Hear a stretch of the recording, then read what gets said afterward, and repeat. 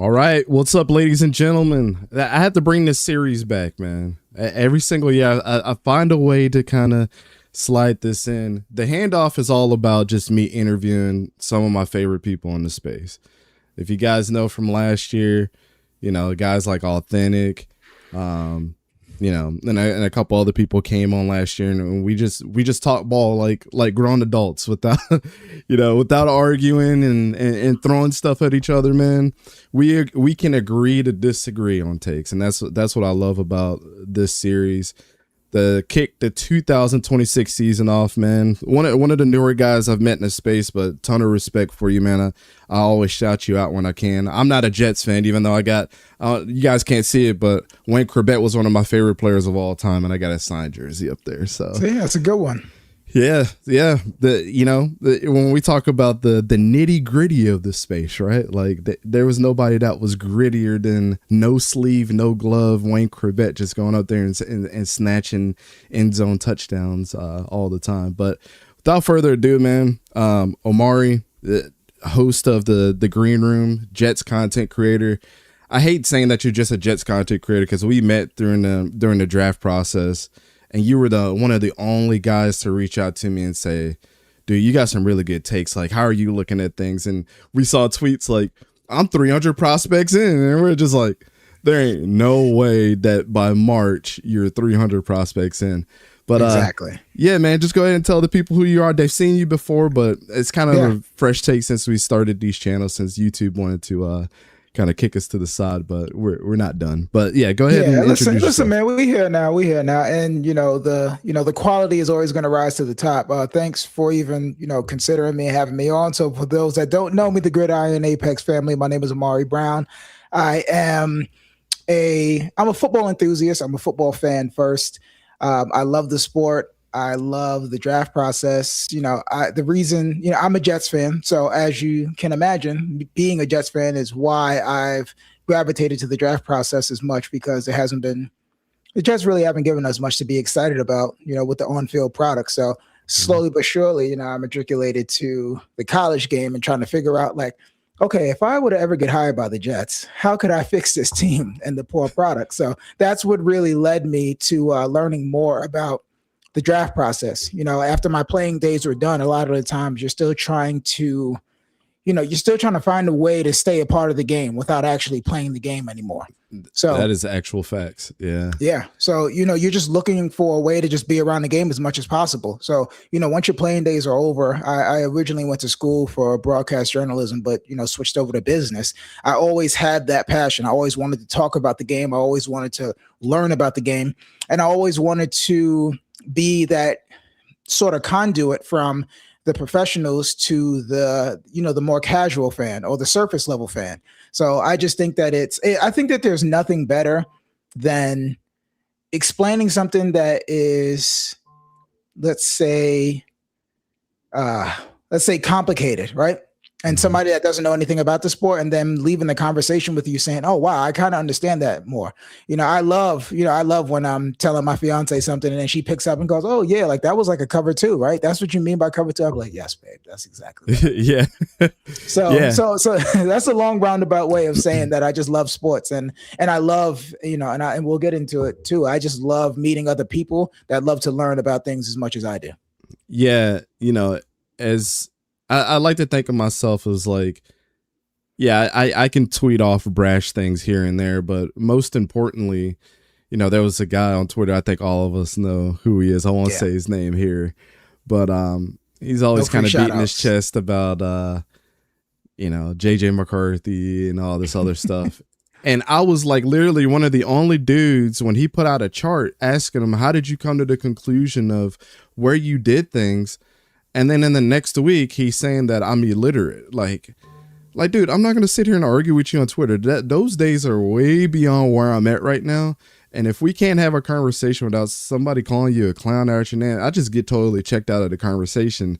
And now I just hit the mute button, man. Like, I'm looking more for, I don't think I'm looking for information. I can always find the information that I need out there, right? Like, I've been in this game from a player to a coach. I'm always trying to look to give back. Like I think we're one of the only channels on YouTube that will stream full college film, try to put a filter on it so it doesn't get taken down, but show you our full process and go against the grain and not get monetized to be able to give back to people. So it's like, I don't know how much I can try to do to tell you how we think about things. And that's how me and Authentic kicked off. He was like, "Man, you're the only dude that's talk about Tyler Shuck this way." And that's immediately how we built our relationship, moving forward. But yeah, man, it's like I said, it's always a breath of fresh air to find people like you that's just like, I want to ask the question, I want to learn more, I understand that I'm not here at this point and I want to get to this point.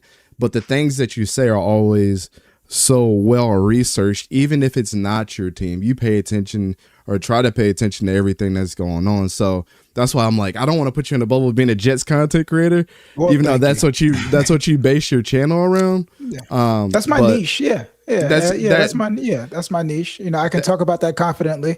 That's why, but no, it's not to cut you off. That's why I made it Omari Brown TV, because I am going to talk about the Jets. And again, I feel like I'm an expert in the Jets, but I also want to give myself the space and the creative freedom to kind of dip into some other things. And also, if anybody's interested, they can come along with me. You just don't have to be a Jets fan if you follow me.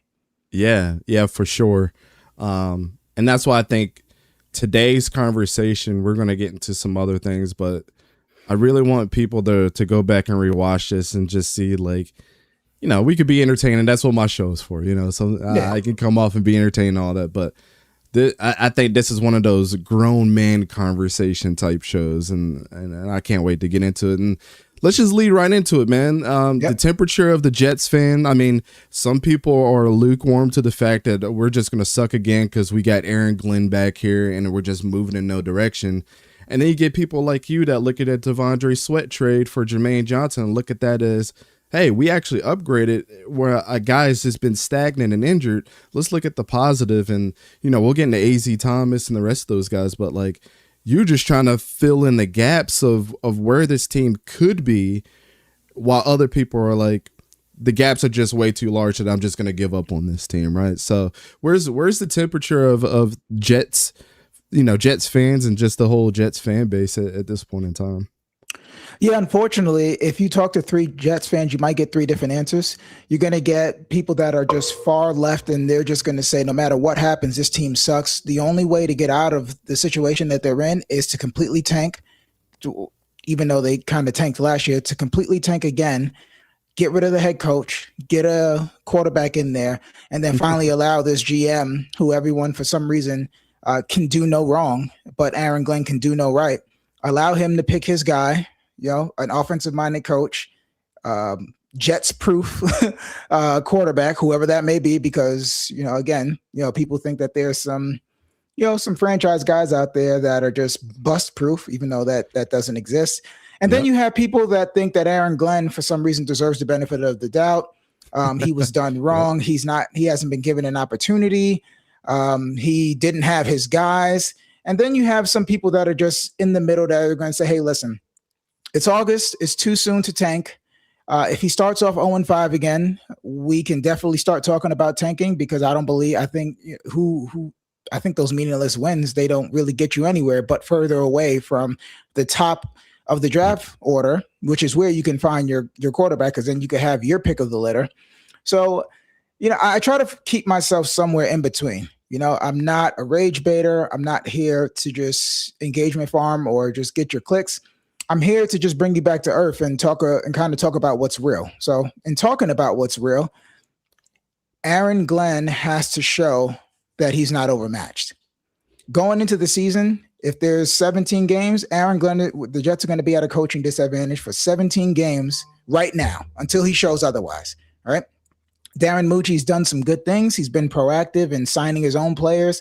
I think that he's 2 for 2 with his premium picks in terms of Armand Membu and David Bailey, and we'll get into the latter a little bit later. Yeah, Armand Membu, I don't understand how people missed out on him, but yeah, and that offensive line has been just improving every single year too. Yeah. That's one thing that you can't put the feather in the cap of the Jets for.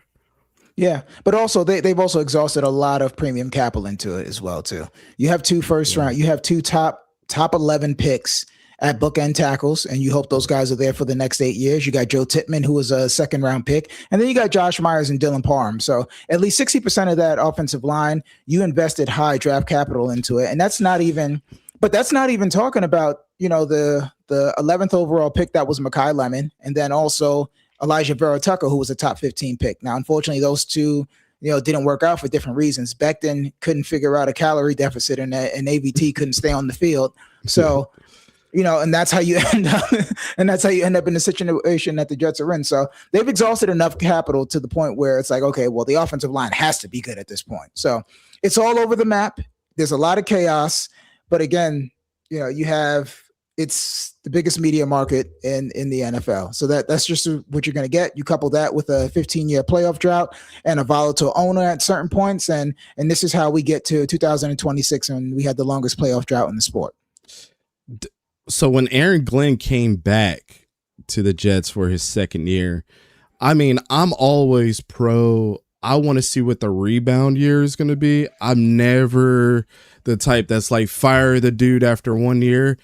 Unless there's a couple stipulations.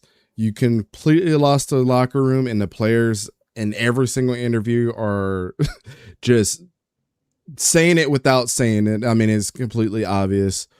Or that you just completely scapegoated your whole coaching staff and brought a new coaching staff in. Like that, to me, those are the 2 big red flags of any new coach. Were you on the side of Aaron Glenn, we need to give him another chance regardless of the 0 interception season? Or were you just like, yeah, I'm cool with him coming back, but he's really got his back up against the wall this year? So I understand the economics of the decision for him to come back. He signed a 5-year, damn near $60 million deal. And the easiest thing to do in sports is to spend somebody else's money. We can go free agency shopping, and we could do that, and it's just nothing to us because it's not our money. So I understood the economics of it. Now, you said 2 things. I don't think that he lost the locker room. I think that he inherited a very mentally weak core of players, and I think they got rid of a lot of those players. And towards the end, they were playing guys off the street. I think you and I could have probably walked on and probably got a jersey towards the end, because there were people that diehard fans didn't know who those guys were. So I would say, the first half of that is I don't think he lost the locker room, but he did change over 2/3 of his staff. He only retained his special teams coordinator. So he got rid of Tanner Engstrom and he got rid of Steve Wilkes. So again, he's in company with Hugh Jackson, and or shout out to Hugh. That's not company that you want to be in terms of being a head coach. So if I firmly believe the reason that Aaron Glenn is back is because there were too many jobs and nobody was going to choose the Jets. Now, maybe if they had gotten the number 1 overall pick, maybe they would have got rid of him, because then you would have been able to attract a younger, hotshot, offensive-minded guy. But once all these other jobs became available, you think about the economics and not getting the first overall pick, it made sense to run it back with Aaron Glenn. Number one, just to see if he can turn it around. And I think the Jets actually tore it down. So after the 0-7, I killed them for the 0-7. They were in some games, but towards the end, like Brady Cook was starting at quarterback. You know what I'm saying? Yeah, exactly. And it's no disrespect to Brady, Cook. He did some good things in the SEC, but a lot of people will tell you that the one thing that stopped Luther Burden was his own quarterback.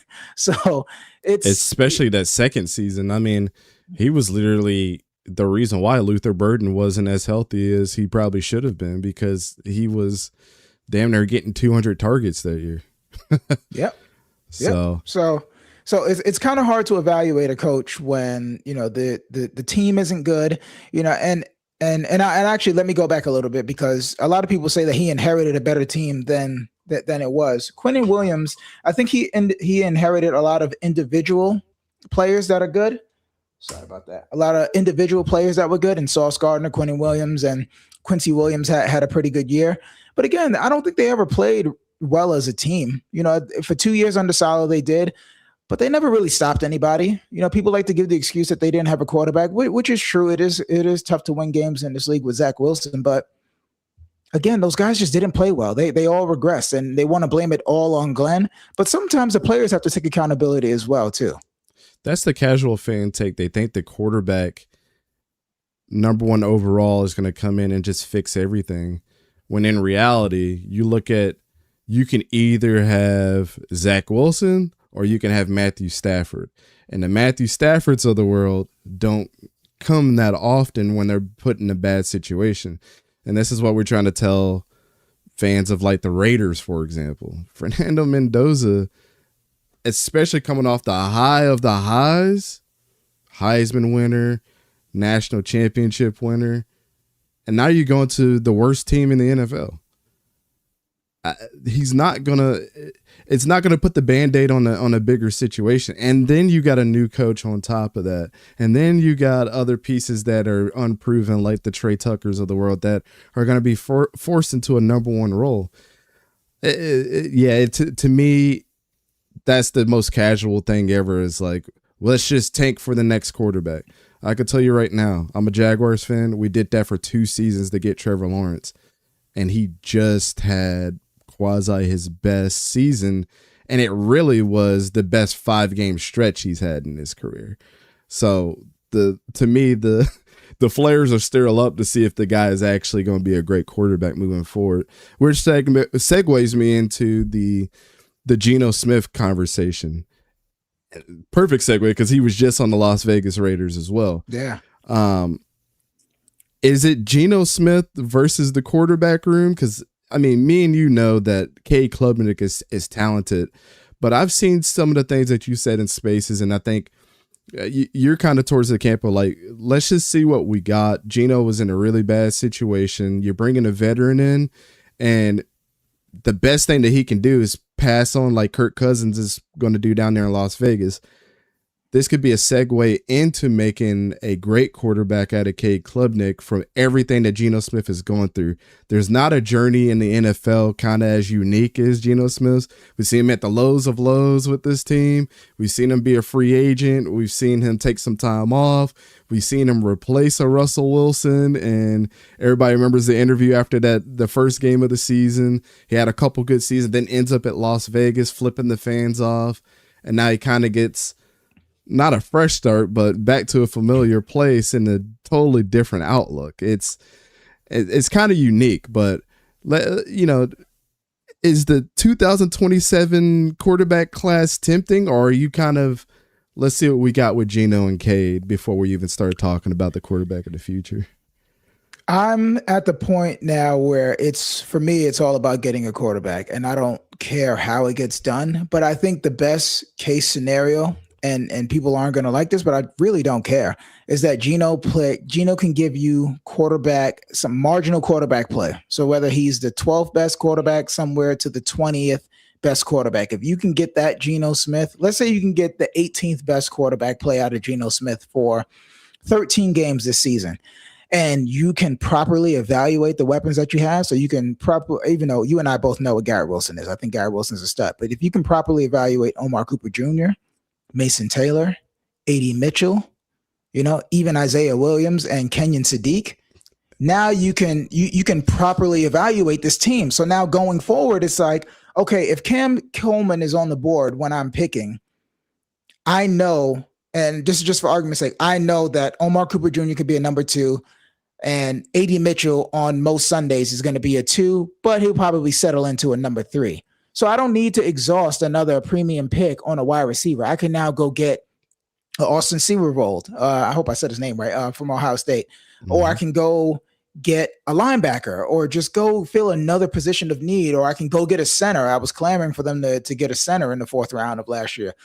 Now you can properly evaluate this team. I think not only was tanking bad, and I think tanking poisons an organization. I think it even poisons a fan base, because half of the fan base is brain dead now. All they know how to do is do mock drafts. I think when you're looking at hope of your team on a tank. Yeah. And that's just like it to me. It's like taking the girl that's cheated on you 5 times and say, I can change her. Yeah, it doesn't give me much hope. I used that exact analogy the other day. I was like, you're dating the town bad girl. That's not the word I use, but you're dating the town bad girl, and and you don't want to date those. You don't want to date those. So it sucks, because I think that you wasted last year, but you still weren't even able to properly evaluate A.D. Mitchell. He was always open, but Brady Cook couldn't hit him. So I think if anything, this year should be about. I'm so glad you said that, because I saw the same thing, and I'm not an A.D. Mitchell guy, but he has changed since his college days into being I think what you learn from the Colts is like the half effort that I was given in college, because that was my biggest critique of him. He gave all the effort in the world last year, and Brady just couldn't get it to him. And I saw that on film. I'm like, wait until he gets a quarterback here. Yeah. I love your wide receiver. I love your receiving room, just with the potential of what those guys could be. But go ahead, not to cut you off.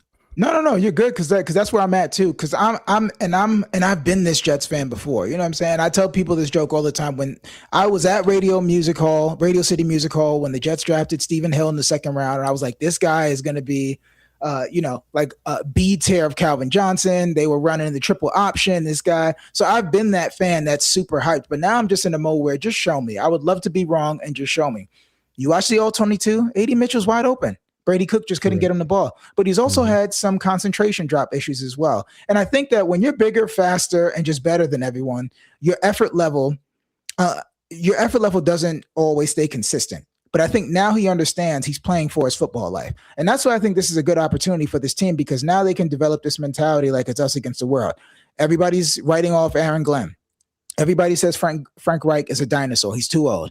Everybody's saying that Geno Smith, he doesn't. I mean, what else does he need? Like most Jets fans hate him. They still crack jokes about him getting punched in the jaw. People think that he delivered the Raiders to the 1st overall pick. A.D. Mitchell, you're playing for your football life. Will McDonald on the other side of the ball. You're 27-year-old. This is a contract year for you, basically. This is, it's time to put up another double-digit sack season, or you're going to be playing on 1-year deals for the rest of your career. Jamie and Sherwood, are you worth $15 million as a linebacker? It's a lot of questions. Minka Fitzpatrick, are you cooked? A.Z. Thomas, can you be a number 1? Everybody keeps questioning your long speed because you ran a 40 at your pro day hurt.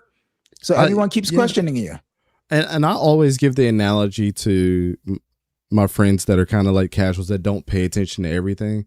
I said, what you have to realize in today's NFL, and this even goes to the coaching as well, and I hate to be this wide open about this, but it's the truth. You're either Myles Garrett or you're Jadeveon Clowney. What's the difference between both of them? One is an absolute superstar that everybody wants, regardless of how old he is, because he produces every single year, versus Jadeveon Clowney, who is consistent, gets you to 5 to 6 sacks every year. But guess what? In the old days, that dude would have been an all-timer. Like, no, we're not changing off him. He might gatekeep a number 3, position on our our edge rusher board, and he's going to be a part of this team. In today's NFL, that's why he's been bouncing around from team to team to team. Yannick Ngakoue is a perfect example of that. He's Jadeveon Clowney 2.0. The dude was averaging 7.5 sacks a year. And everybody would say, man, I would take that guy in a second. But why is he now posting workout videos talking about I'm still trying to find myself on the team? Because he's not a superstar. He's a role player, and role players don't find themselves on long-term contracts anymore. They just don't. Yeah. Yeah. So I think that the word I used on Jake's show one time is, you're desperate, and that this is probably going to be your last shot for a lot of these guys. But I think that when your back is against the wall, when you can develop that identity of is us against them, I think special things can happen. So, on August 27th, I think 7 wins is doable. And for some reason, people think that I'm being, I get called a super fan just because I think that they can win, especially if they can start off 2-0. The Josh Jacobs information just came out. We'll see what happens with that. But again, I think that Tennessee is a winnable game. I got to see 4 years of Robert Saleh as a head coach, and just call me not impressed. Maybe I'm a little jaded because it was just a lot of drama that went on. But again, one thing that Robert Saleh hates to see coming is extended time to prepare. And he's going to have a ton of time to prepare. And I think that he has some built-in excuses there. So we're truly going to see, go down there and kick Robert Saleh's ass, and then come home with the whiteout. The Packers missing arguably their 2 of their top 3 best players, and Micah Parsons and Josh Jacobs, and really make something happen. Next thing you know, you're 2-0, and then all bets are off. Yeah. People are looking at the Jets a little differently. And it is interesting. I think it's a healthy competition in that quarterback room where Geno's not feeling threatened, but also Cade is playing at a level where he's not scared of Geno either. And I think that's great. I think that's a healthy relationship. And you have Brady there that's got a little bit of experience that has kind of like reminding Cade, like, you could be me or you could be better than Geno at this point. That needs to kind of be your gauge for the future. Talking about a guy that's kind of like been in a difficult situation so far in his career with the injuries and having the games where you're like, ooh, man, is this Derrick Henry or is this just another dude, right? And I heard you talk about it on your show. Yes, I think it was yesterday. A little bit about Braylon Allen. I got a lot of hope for the guy. I think I'm a little higher on everybody than the most people about Braylon Allen. But could he, realistically, if he stays healthy, be a good sustainable number 2, where people are looking at the Jets backfield like Breece Hall and Braylon Allen are some dudes, and we got to watch out? Or is it just, no, we need to look at Isaiah Davis and the rest of these guys to possibly be our number 2? Yeah, for me, it's the latter. Isaiah Davis is definitely running back 2 for me. And I think the only reason why Braylon Allen is getting running back 2 snaps is because Isaiah Davis has a bone bruise currently. For me, the idea of Braylon Allen and the aesthetics of Braylon Allen is really what gets people going. I know that's not you, but Jets fan, they love. I got a picture of him in high school, bro. Like, insane. Dude, if he could walk off the practice field and walk on the stage at the Arnold Classic and probably place in the top 10. Like he's bricked up. Yeah. Yeah, he's for real. He's 6'2", 250. He wears the belly shirts, the 3-inch shorts, and he looks like Optimus Prime running out there. Yeah, But again, let me go through my camera roll and see if I can find yeah, that picture, because I yeah, literally I'm have it sure. saved. And I'm like, this is him in high school Yeah, under the Wisconsin, Yeah. you know, like in high school your last year, they start giving you your workout plans and everything to get yourself ready to go off to he college. was already ready. He was yoked up, bro. It was insane. Yeah, and he looked like that as a 17-year-old. Like I believe he got on campus as a 17-year-old and was damn near a bell cow. I think he had like 185 carries his true freshman year as a 17-year-old. So he is physically, that's exactly how you draw it up. But again, it hasn't really translated. And he had a dynamic debut. He scored 2 touchdowns in Aaron Rodgers, I call it his real debut, where he played against the Titans. He had a rushing touchdowns and a receiving touchdown, and he showed some wiggle, but it just never really translated. So I don't know if he's one of those guys that needs. Look at that. This is him his senior year of high school. Yeah, come on, that's insane. Come on, and he looks like they gave him super serum. Like he's super soldier. Yeah. He looks like a damn super soldier. So. I don't know if he's one of the. I don't know if we're ever going to see the best version of Braylon Allen on 8 to 12 snaps or 8 to 12 touches a game. He might be one of those rhythm runners like a Derrick Henry that needs to get going and really get a rhythm and really get his feel into the game. And then somebody like Braylon Allen, he's going to be better after the defense is already fatigued, because then you don't want to tackle him coming downhill. So I think what the Jets need to do is, because you're going to have to give Breece Hall 20 to 25 touches because you just paid him like a top 12 running back, which he is. So it's always going to be a tricky task to make sure that all 3 of those guys are getting enough touches. So then it becomes a matchup, then it becomes a play package. And to be honest, I don't know if we're ever going to see what his potential could be. And right now for me, he's just running back 3, because I'm just at the point now where it's like, just either be this person or not. I don't want to keep saying, oh, well, this guy, he hasn't had this opportunity. Or if you have to keep making excuses, injuries for guys, are part of the journey, man. Yeah. And you got to bounce back from injuries. I heard you talking about it with your crew. Guys get injured all the time and come back. Nick Bosa gets injured every year, it seems like now. But when he's back, he's Bosa. Guys get injured all the time. I know everybody can't be Adrian Peterson, but Jonathan Taylor's been nicked up too.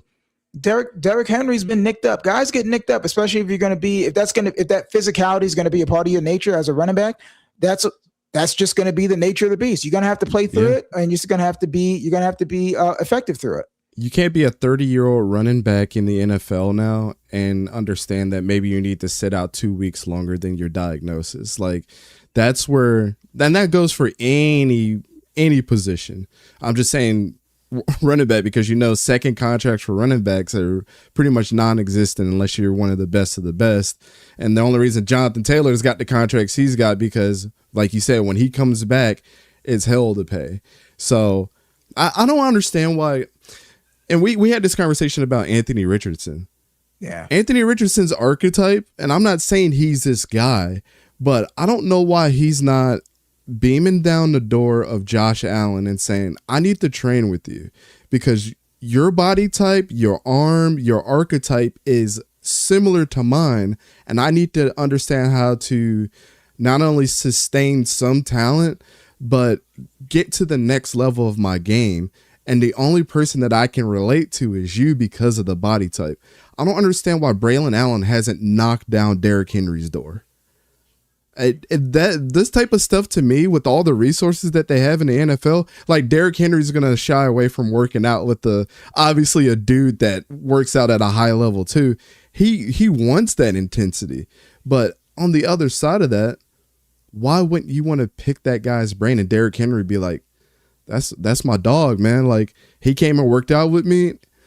It would put another feather in the cap of Derrick Henry for passing things off. Like, I don't understand why players don't think about it like that, but Braylon's got to be able to help himself too. And we're adults. Like, you got to sometimes go out and seek the answers for yourself. You're not going to learn everything. And what do I always say? You see me post this a ton. The NFL is not a developmental league, man. It's just not. You either develop and adapt, there's not a coach there that's going to be like, yeah, so let's bring this back and do this a little. No, they're not doing that now. It's you got to fit in the system and run this play. Can you do it or can you not? That's where we're at. So yeah, I think the only position that's afforded that luxury are quarterbacks that are drafted high. Everybody else, man, it's pretty much not to sound too serious, but it's basically adapt or die. You really got to get with the program, especially if you're on your second regime and the people upstairs didn't draft you. You just got to show what you can. And again, with the Braylon Allen stuff, he broke off a 31-yard run against Tampa Bay, but that was against their backups. That was against their second and thirds, and he was running with the twos. So again, it's going to be one of those. And let me just preface this, but with your audience, is that I'm not one of those guys that has to be right and my team fail. I would rather be wrong and my team succeed.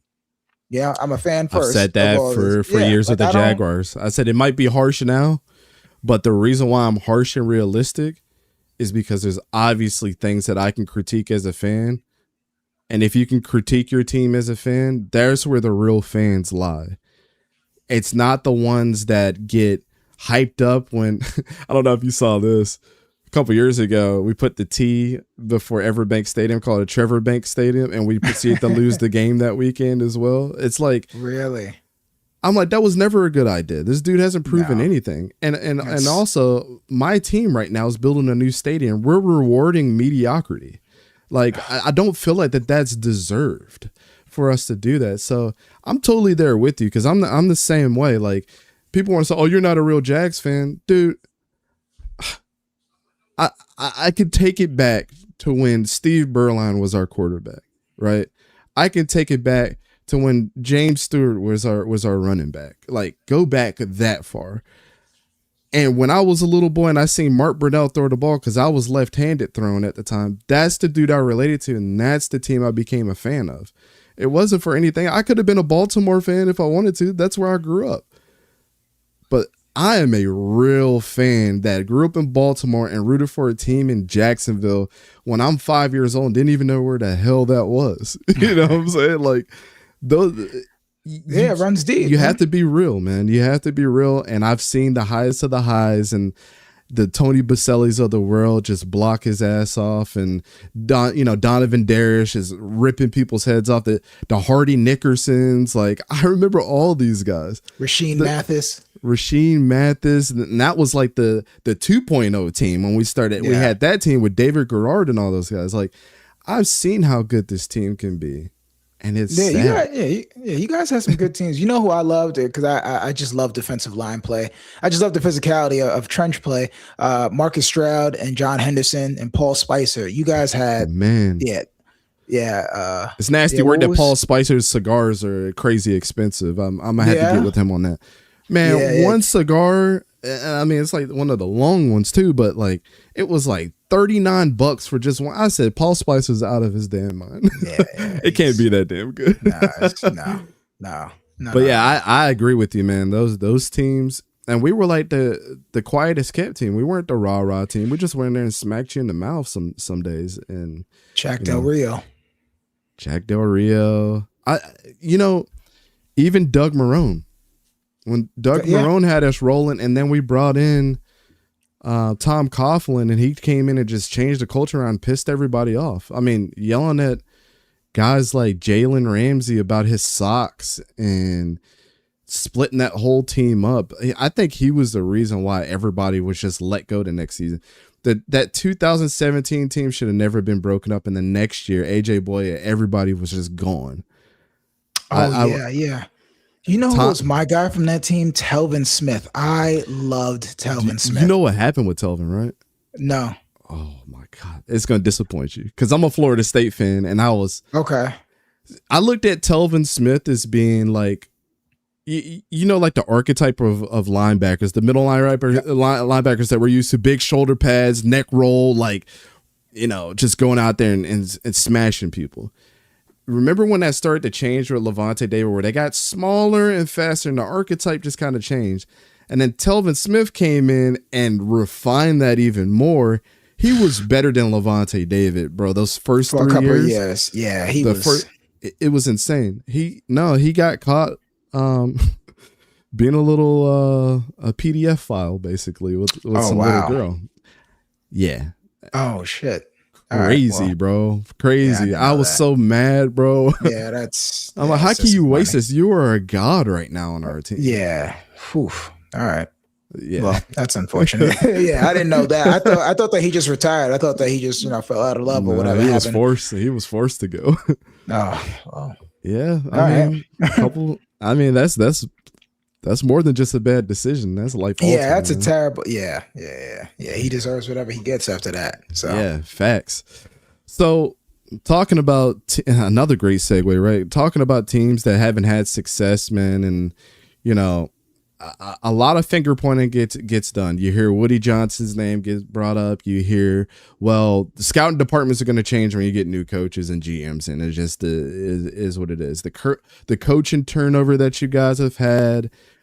Or at the end of the day, is it just a lack of control and responsibility on everybody's part? Like from the owner on down to the players. Like where are you kind of seeing like the biggest blame for the lack of success that the Jets have had? I think it's an organizational failure from top to bottom, and it starts with at the top with Woody Johnson. From the hires to the facilities to the lack of resources into the scouting department. I tell people that the Jets haven't had a head coach and quarterback combo for these 15 years, but I think the worst thing, the position that they've missed on the most is GM. They've had a 15-year horrible stretch of GMing with guys not being able to identify quarterbacks, whether that's via free agency, whether that's via in the top of the draft, whether that's in the middle of the draft. It's just been an organizational failure from the jump. And I think, when Bill Parcells came in, he came in and he did what he did. He wasn't perfect, but he's a god to some people. They were able to ride that success from, Terry Bradway, but for the most part, it was the head coach making a lot of those decisions. So from Parcells, even like the Algro, that kind of got them through. Eric Mangini was really good at identifying talent, and I don't think people give him enough credit. Yeah, he's responsible for the Darrelle Revises, the Brickashaw Fergusons, the Nick Mangos. Shout out to Mango. Shout out to Nick Mango. Yeah, man, the David Harris, and that was the fabric of those AFC Championship teams that Rex inherited. I hate that people sweep those teams under the rug. You know how much that pisses me off for just your fan base? Like, I was a teenager at the time, and I'm watching the Jets just wreck people and get to the AFC Championship twice and just come up short. And people are like, well, it's just a fluke. There's no fluke getting that far, man. Just like what people are going to find out about Bo Nix. It's not a fluke that they got to the AFC Championship this year either. Like, he's legit. And when are people going to stop making excuses? But yeah, man, I just had to throw that out there because I know you're a Jets fan, but I give y'all a ton of respect for those 2 years. I was scared of playing you guys in the AFC whenever you guys would show up on the schedule because I knew what it was at Rex Ryan. Yeah, look, you knew what was going to happen. The Jets were going to beat your ass on both sides of the ball. They had a top 5 offensive line. They had the best cornerback in the league. And they had one of the best defensive play callers of that era. You can say what you want about the theatrics, but Rex Ryan was a mad scientist in terms of that defense, and he had the horses to do it. So, again, but you can see those teams were top heavy. So once they capped out, they maxed out right there. And then after that, you start missing on picks. Then you start picking guys like Quentin Coples. You start picking guys like Calvin Pryor. You start picking guys like Kyle Wilson. You start picking third round left guards or guards that are supposed to take that step like Vlad Dukas. And you start picking, next thing you know, you look at your second, third, and fourth rounders. After 2 years, those guys are no longer in the league.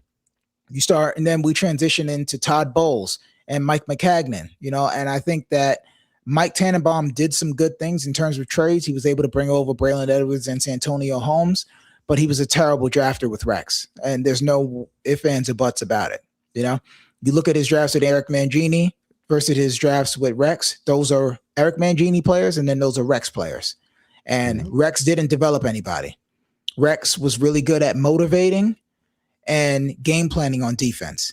And then you miss with your first and second rounders for about 5 years, and then next thing you know, it's 2026 and you haven't made the playoffs. But you look at some of those drafts. Calvin Pryor, less than 4 years in the league. Darren Lee's in jail now. Quentin Coples is out of the league. These guys didn't even catch on with other places, and these were first round picks. And then you look at the players that were drafted after them. You know, Chandler Jones went after Melvin Ingram, and Chandler Jones went after Quentin Coples. You know, Hassan Clinton Dix went right after, and Brandon Cooks went right after Calvin Pryor. Like those are franchise altering misses. And I made a video a couple years ago. One of the very first videos, people were like, "You need to start doing more film breakdowns." I did it on Brandon Cooks, and just like how consistent he was in that. He just never gets the love that he actually deserves for those first 8 years of his career. It was consistency. Didn't complain, just went to a team and produced. Went to another team and produced. Like, yeah, it's crazy. What do you think about? So I kind of have a theory when it comes to the best GMs and the best coaching combos in the NFL. And I kind of go to Les Snead with the LA Rams and Sean McVay, for example. The thing is that I can respect and about long-term success. Les Snead's the type of guy to draft and make your starters feel uncomfortable and have those guys work together. Everybody thought Cooper Kupp was going to be a long-term LA Ram.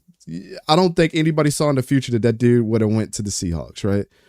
But when Puka Nacua came in and did what he was supposed to do and replaced Cooper Kupp, let's be real, he was healthier. He replaced Cooper Kupp, and he's one of the best.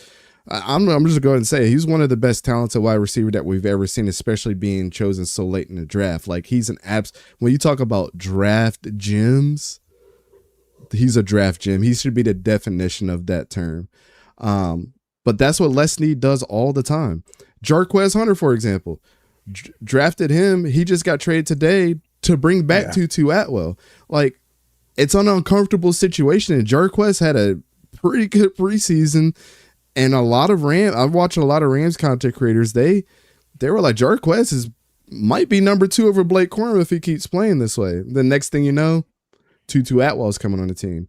I think, what do you think about just that in a nutshell? Like Sean McVay, Les Snead, let's make our rosters always feel uncomfortable. Trade away Jared Verse, get Myles Garrett. Like, it's always the next man up, but we got to worry about our depth. You know what I'm saying? I mean, I think that's the recipe of having long-term teams. What do you think about that? Because it goes back to your original point of like your GM coach combos just never did that. They felt good with the guys at the top and then just never made those guys ever feel uncomfortable. So then you're stagnated. Yeah, I think you have to, once you find that synergy between those two, then it's also about establishing a standard. And then it's also about like the standard is the standard. That's why I love that mantra, because like no matter what, nobody can come in and change this, because we are about winning Super Bowls. And if you're not helping us win a Super Bowl, if you're not focused on the Super Bowl, and guess what? Even if you did help us win a Super Bowl, if there's somebody out there that can help us win a Super Bowl this year, you can go, because that's all that it's about. It's about winning. You know, like obviously you're not going to do that at the quarterback position. You're not going to do that at other positions. But again, I love the way they operate. I love the way they operate. And I think that just 1 second, you know, even Derek Jeter used to say, I had to do my job because somebody will replace me. And I think that if you come to work every day knowing that you can be replaced, you're gonna work your ass off. And I think that, and that's the type of environment. And that's why I keep like telling fans, like sometimes I'm being a little facetious when like people are like, oh, give AG a chance, and I'll just write back, have some pride. You deserve more. Or like, I want you to want more for yourself. Like, I'll just mess with fans sometimes, but it's okay. Have a little pride and have high standards. You have high standards in your real life. Why would you settle for crumbs with the Jets? The Jets don't deserve the benefit of the doubt. So stop defending these people. Yeah, and there's no better example to what the Rams are doing, and I hate to keep bringing them up, but they're kind of just the gold standard of this right now. Absolutely. Let's go out and get Ty Simpson in the first round and make everybody uncomfortable, and the whole league looked at them like, oh my God, what are they doing? But they knew who their guy was, and they understood that this guy backpacked Alabama without a running game. I love that. That reminds me of Matt Stafford getting his ass kicked with the Lions. Bring that guy here because Matt's going to immediately relate to him. Hey, man, you got your ass kicked last year, and you did your thing. I'm glad you're on this team. Time to pass the torch to somebody that's just like that as far as the mentality goes. And, you know, people look at that situation just kind of like just shake their head like Rams don't know what they're doing, and Ty's been killing it. So, yeah, and my thing is that, and I actually want to ask, do you think that, because me personally, I think, and the league thought that Kenyon Sadiq was a Ram. And I don't know if Les Snead and Sean McVay were on the same page about that. I don't know if they agreed, because I think Sean McVay wanted another weapon for right now, but it's Les Snead's job to make sure he knows that Matthew Stafford is at the end of the career. He has more football behind him than he does in front of him. And it's his job. Sean McVay's job is to win for 2026 and the 2027 season. Les Snead's job is to see 3 and 4 and 5 years down the road. And that's why there needs to be a system of checks and balances to where I know what Sean is capable of doing, and I'm always going to give him enough tools to make sure that he can operate as efficiently as he can. But I also have I have a duty to this team to make sure that we're not in quarterback hell when Matt's back gives out or when he decides to walk away from the game. What do you think? Yeah, I didn't see Kenyon Sadiq going to the Rams for a couple of different reasons. I thought that tight end room was already deep. I mean, Terrence Ferguson, Dennis Allen, the rest of those guys. I mean, They just drafted another one, this year as well. So, I mean, they got who they got. But the thing about Kenyon Sadiq that a lot of people didn't want to see, and I hate to compare this to a former teammate of his and Jackson Powers Johnson, but like you think of the Raiders, Jackson Powers Johnson is like, go in there, make a highlight block, but he's not consistent, in my opinion, to be an NFL caliber guard or center or wherever he wants to be on that offensive line. I thought the same thing about Kenyon Sadiq. Yeah, can he put on a block here and there? That's exciting. When you play for the Rams, you have to do it all. I mean, that's what Sean Mc. If you and there was no better. There was no better indication than that. I should send you this video. Sean McVay was breaking down offensive line play and how his tight ends incorporated 13 personnel as well outside of passing plays. And I mean, I know X's and O's stuff. I've been to a bunch of coaching seminars. That shit had my jaw on the ground on how he thinks about things. And from that point on, I was like, yeah, Kenyon Sadiq wouldn't have been remotely close to what they would want him to have been in this offense for sure. Is that when he was breaking down the different layers of how he puts together his run schemes? Because I think I saw that video. Yeah, and I think it was like one of their mainstay plays where the tight end is in motion, but then they down block. It's almost like a tight end power counter or something like that. Is that the one? Yeah, where where they would use 13 personnel to kind of counteract like cover 6, for example, and then what his guards and tackles do where they kind of pivot inside and a bunch of their footwork on how they move and everything. I forgot what he called whatever that move was, but it was just fantastic because I never thought about it on that level. Like I knew footwork was important, but they do shifty kind of things to make themselves small to have the guard come in and play, on that wide 9 and get that guy while the tackle just moves up and then worries about the second level. Like this shit was so smart. And I was like, yeah, Kenyon Sadiq is not the right pick for them. Yeah. I think it was, and then they also left the last man at the line so he can get kicked out, and then the tight end comes back in, and then it's just like I think it's really poetry when you watch it from the sideline. And Kyron Williams went down the field and impact blocks too. Like everybody has a job to do, bro. And then it's also like, the footwork is actually setting up the leverage for the defensive lineman so he can come upfield, and then no matter what, he's already going to be out of the play because his momentum is taking him upfield. Yeah, he's just at a different level, and that shit gets me fired up. So I saw that too. yeah. I thought amazing. You probably did, Ben, but like listen, what I want to do next season is go to some offensive coaching seminar. So maybe that could be some content that we could do. Yeah, for sure. And like I said on Twitter, I'm gonna bring that back. I did a couple sessions last year with a couple different people. And I just didn't feel like some people were as engaged. I'm like, this is way beyond, and that's okay. Like, this is way beyond of what you would want. But like, I really need sickos in this that like, are going to ask a ton of, because there's a ton of questions to ask. You can't just walk away from this and think that like, you know everything. I don't even know everything, but I know what I know. And I can because tell after I watched that clip, I wanted more because I'm fascinated by offensive sequencing. You know, like I love the idea of putting together a script, but you know, staying in rhythm of a game. I think that when you're a good play caller, that's why a lot of them are savants. You know, like they really are. They're geniuses at this. We could talk after this, but I got like a full package of things like in a Google Drive that I think you'll enjoy. Like from Oklahoma's playbooks back to when like Bob Stoops was playing, and it's just like a whole offensive lineman like breakdown on how they, you know, navigate inside zone and things like that. And then it's a bunch of like I got a bunch of shit that I can send you, bro. Like if you're on that level and you want to learn, I got you. Like people don't know, man. I'm sick in the head when it comes to this stuff. I really listen. I'm like my next Roman Empire is about to be quarterback evaluations. Like I need to understand it.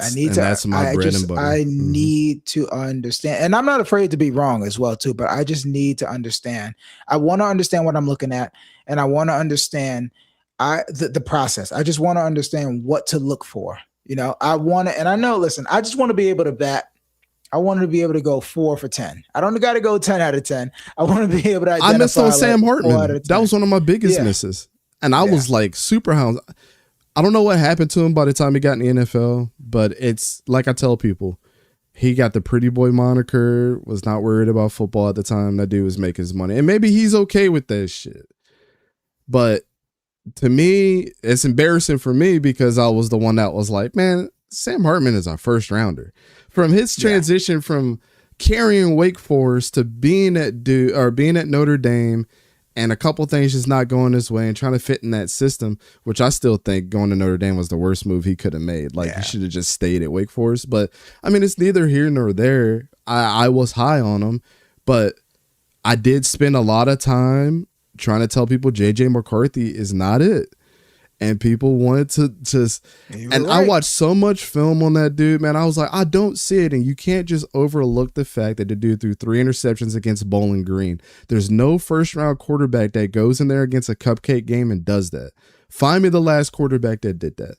You know what I'm saying? That it doesn't happen at that high of a clip. So to just skate past it and just act like it didn't happen, oh, you got to evaluate the rest of the games. Well, the rest of the games he was doing this. Yeah. You know what I'm saying? Listen, Jim Harbaugh let you know exactly what he thought about JJ McCarthy in that championship game, right? He threw the ball, 13 times? Yeah, it was I think he threw the ball 1 time in the second half. Yeah. So Jim Harbaugh told me everything that I needed to know. You know, I'm in a long-standing group chat with like 10 years, and we're still on Facebook, even though we don't even go on Facebook anymore. And one of our buddies in there is a Michigan fan, and we used to give him hell all the time. He was like, listen, we needed to win a championship, and we only let him throw the ball 12 times. So do with that information what you will. Facts. Let's get back into the Jet stuff. I got it. Yeah. Just 3 more questions for you on the Jets, and we can get into the fun stuff. The AZ Thomas, man. Of course, I'm a Florida State guy. I actually sat next to his parents the last day of the Senior Bowl a couple of years ago, and he's got such a supportive, you know, family. He's a great guy. Got to meet him and shake his hand. He's a cool guy.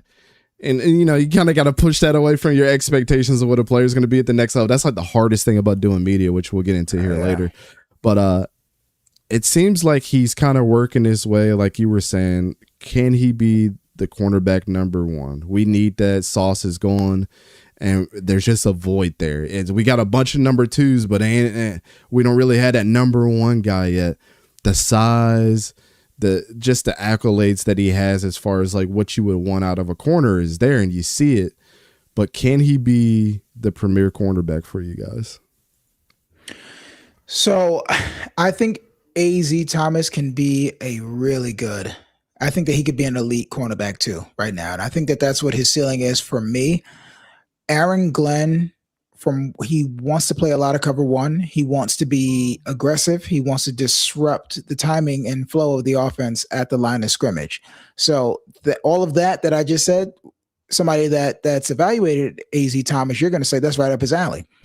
AZ Yeah. Thomas play. I think he is best equipped to play man to man and be left on an island. He has the length, he has the technique, he has, and I know that he ran a 4.58, but I think he plays faster than that. He's So sneaky. I think, yeah, I think that he's probably like a either a low 4.5 guy or a high 4.4 guy. So I'm not too worried about the long speed. And his first start after they traded Sauce Gardner was against Batman and Robin. They played Cincinnati. Now it wasn't Joe Burrow's Cincinnati, but Jake Browning was still throwing that thing up, and he bounced back really well. You gotta have a short memory. He gave up a touchdown, and then he also came back and he played really well. It sucks because he's another one of those guys that lost, valuable developmental time because of the shoulder injury. So now he's going to have an opportunity. I think Brandon Stevens is going to be on the other side. And I think AZ Thomas he's going to be given every opportunity to win that job. Now you say Sauce Gardner left, he changed his number to number 1. So now all eyes are on you. You can't play, you can't be rocking number 1 playing cornerback and not have all the eyes on you. So he's going to have every opportunity. Right now, I would love to be proven wrong, but I think that he would be an elite number 2 right now. And I think the Jets have a collection of number 2s. And another thing, I think that it's another guy that I really love is I'm sorry, it was Joe Flacco on that game. My bad. I thought it was Jake Browning. Another guy I really love is D'Angelo Pons. I think we talked about him as well too. He hasn't practiced at all. Calf injury. Yeah. So guys that you're going to be depending on to really play at the high level of what you think, these guys aren't getting the reps that they need. So, but I do think right now I have AZ Thomas as a really good number 2. I don't see cornerback 1 yet. And there's nothing wrong with that. There's not. While you're trying to work everything out, and also you want to be at full strength, right? Like drafting D'Angelo Pons, the type of talent that dude can be. We knew it. Like he's a first round talent. You guys are under evaluating him because of his height, and it's the same thing that's happening with the Ravens right now. The Ravens are finding out. The Ravens fan base is finding out that Chandler Rivers is a first round talent too. He's been going crazy this preseason. Even had my boys at All 22 do the breakdown on him, and he hit me up in the DMs. He was like, "Bro, you were right about this." I'm like, I tried to tell you, man. D'Angelo Pons and him are going to get undervalued because of their height, and you just can't teach what they got. I don't understand how you miss guys like this. He's playing at listen. It's not a powerhouse, but it isn't. He's at Duke. Like you should have been able to find him. I don't understand how he wasn't a 2nd or 3rd round pick at worst. It's man. And playing under Manny Diaz, you already knew he was going to turn those guys up too. Yeah. Like that dude's a great defensive coach. Like what? I think and listen, man, and I like this is also like one of my mantras on my new things too. Is like just draft good football players. Like just draft good football players. Like you can make everything else work. And I think it was you and I that said this. If D'Angelo Pons was 5'11", he probably would have been in the 1st round. Mm-hmm. Yeah, 5'11" is all he needed. Yeah, and he probably would have been chosen in the middle rounds too. Yeah, because we would have had him ranked higher than Avion Terrell, which I probably did anyway. Yeah, so. I love Avion, but yeah, I mean D'Angelo is to me it was Jamal McCoy.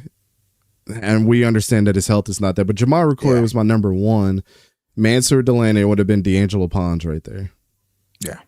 I mean, but we knew that. I say all that to say is once he gets healthy and AZ plays with him and the rest of those guys start playing with him too, you get a little elevated too when you're playing against, playing with and practicing with those talents as well. Like, dude, this D'Angelo is balling, man. Like, I got to step my game up. Got to step it up.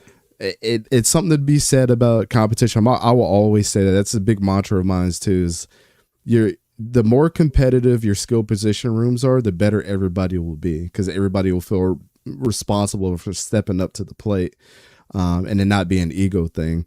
As far as the guy that you did draft, in the 1st round, David Bailey. I know that. Watching the film, it looks like he's everything that you want him to be. You said something very interesting on your show last week or yesterday with your guest, and your guest was like, well, when does edge rushers never, not stop the run and things like that? Look, I like Romello Height better than David Bailey. That was just me. Yeah. I understand I have a specific archetype that I like, and Romello Height was it. But like you had said, I don't need him to play the run. I need him to disrupt the quarterback. That's the best thing that you can do on defense, which is correct. And you kind of had me turn my head like, you got that right. Yeah. Is he everything that you want him to be so far in the preseason, or should we temper our expectations and just let him do his thing? I think that he's exactly what you want from the second overall pick in the draft. And I understand, and I was pro Reese just because of the potential, but the developmental track, the Jets just don't have the time for that. So you needed somebody that can come out and do something. I don't have time to teach you how to do a rip move and work half the man consistently and do all that stuff. I need you to come out. If I put you on the field, you can go disrupt the passer. That's it. And that's all. And that's all they need from David Bailey. He had an elite first step, and he's a closer. And that's what he's been able to do. So what I said was nobody's won defensive player of the year for setting the edge. There's no metric for setting the edge. Now there's, run stop win rate. There's, run blocking consistency and pass rush win rate. But I need you to disrupt the passer. I need pressures. I need sacks. I need strip sacks. That's what I need. I need splash plays. So, when people always tell me that he's not good against the run and he's not doing all this, listen, Will Anderson didn't get paid. Will Anderson's phenomenal. He's like an alpha tier edge to me, but he didn't get that money because he's setting a great edge. You know what I'm saying? Like, if you want to do that, that's why I could get Kingsley Enagbari to do that. I could get, back in the day, Calvin Pace and Brian Thomas, they can do that. I need somebody that's going to close the game or flip the momentum of a game, and that's what David Bailey is going to be able to do. If that is your expectation for David Bailey, nobody can blame you in that thought process. And to be honest, even though I'm not the highest on David Bailey, my thing with him was just like, in the middle of the game, where you at, bro? Yeah. At the beginning and the end of the game, like you said, he puts the best tape together. And if you just clip those and put them together, then you know where he can be as a guy. But in the NFL, he's going to learn real quick that you got to be good all the time on every single snap. This preseason, he's proved it. You've seen it. I've cut up the clips of David Bailey. Yeah, I saw that. Yeah. And I even came away from it, just like Arvell Reese too. I came away from both of those guys because I wasn't the highest on Arvell Reese at edge, but I was high on him at linebacker, and he's been otherworldly as well. So I'm glad to see those guys doing well. As long as it works out, Jermaine Johnson not being there, you need somebody that's going to be on that other side with the Will McDonald.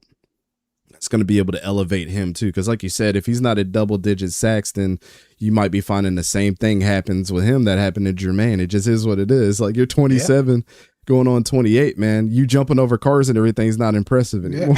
You know what I'm saying? Yeah, man. It's not cute anymore. For real. No, I'm with you. It was, listen, your whole punk rocker act. Listen, man.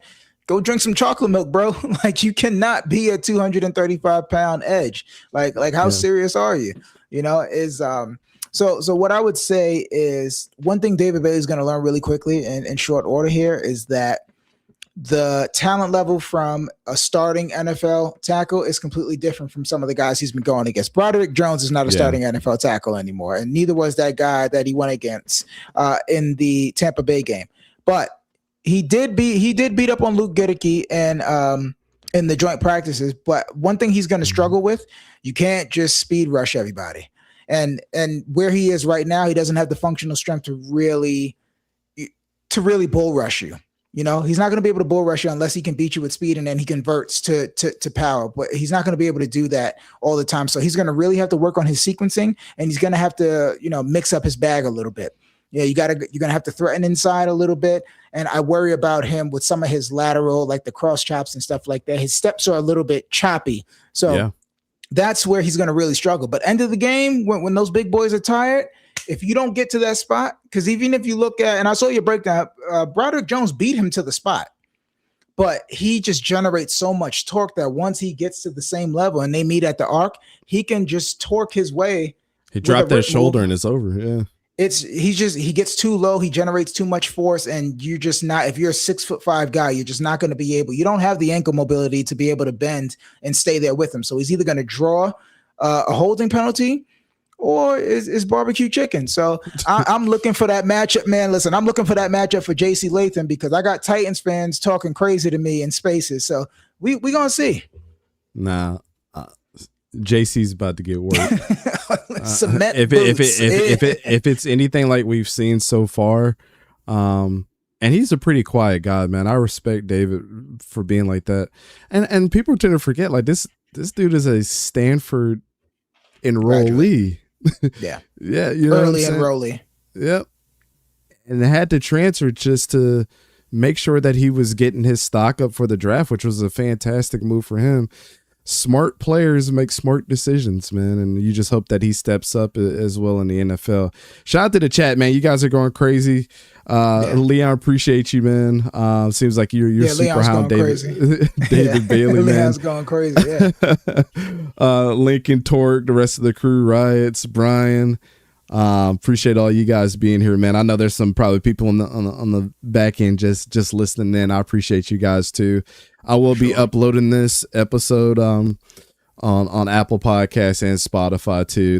I think this is one of the shows where you can just kind of kick back and drive and just listen to us talk ball. So but appreciate you guys being here. Last question from on the Jets end, man. And, you know, like you said, you kind of had to put your GM hat, and that's one of the reasons why you got into this, just to kind of see if you were in control of the team, what would do in the draft process and things like that. But, you know, as far as the direction of the team, and if you had to stop right now today and you were the GM, what would you hope would be the move that your GM would make to kind of just give you even more hope that the Jets are moving in the right direction? Be proactive in the weak parts of your team that if there was an injury could derail this roster. So I'm looking right at quarterback right now. You don't want to force Cade Klubnik into action because they've done that with the last two quarterbacks and Sam Darnold and Zach Wilson, both guys that would have benefited from sitting for at least half the season in their first year. And linebacker, because I think that you are Demario Davis injury away from Jamie and Sherwood moving back over the middle. And Jamie and Sherwood, if you even see them in person, you know, I like anime as well too. So you're familiar with the Predators, right? And they're called the Youches. Yeah. And you know that there's two different type of Youches. There's like a big one, an A, and then there's like a run of the litter. Well, Demario Davis is the big one, and Jamie and Sherwood is like, you know, the run. You can tell, you could look at those guys and you could tell which one was a converted safety. So I think that that would show me quarterback. So, and it doesn't have to be anything crazy. Just get me somebody that can, you know, hold the fort down as QB2, because I want Cade to just really have the pressure of practicing at full capacity and not worrying about getting into a game. Linebacker, and then interior O-line. The reason that I'm scared for Cade Klubnik to even play the full first half is because that interior O-line, the second stringers, are not good at all.